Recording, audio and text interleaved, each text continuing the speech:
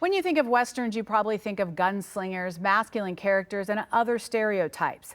But the Western genre is radically changing. Digital reporter Darcy Ramirez sat down with one South Texas author who's breaking into this new frontier with a story inspired by her family. Thank you guys so much. And thank you, Katie, for being an amazing moderator. It was a story passed down in her family, a legend told to each generation, an incredible tale of her great-grandfather.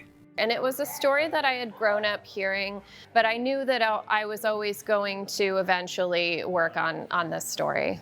The Bullet Swallower is based loosely on Elizabeth Gonzalez James's great-grandfather, who was a bandido in the 1800s. He was chased down by Texas Rangers, shot in the face, but survived and became known as El Tragabalas, or the Bullet Swallower. I was really excited about the idea of doing a Western with a Mexican protagonist because there just aren't a lot of those. James stopped in several major Texas cities to promote the new book. Inside the Nowhere Bookshop, a quaint store located on the north side of San Antonio, James opened up about her new novel and how it breaks through the dated stereotypes of the Western genre and life along the border.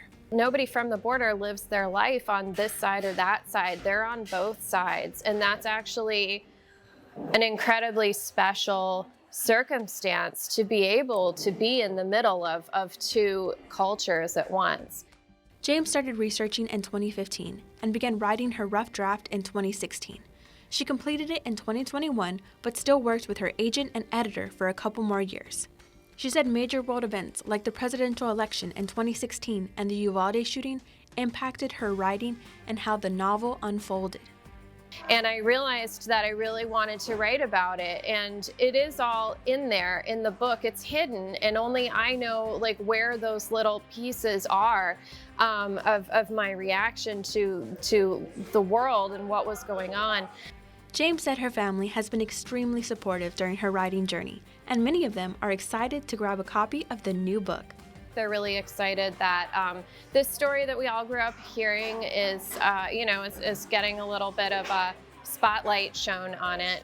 James dedicated The Bullet Swallower to her father, Zeke. James said she tried her best to remain true to their story and hopes readers love it. You know, it's a part of him, it's a part of me, it's a part of that whole side of my family, so. Darcy Ramirez, KENS 5.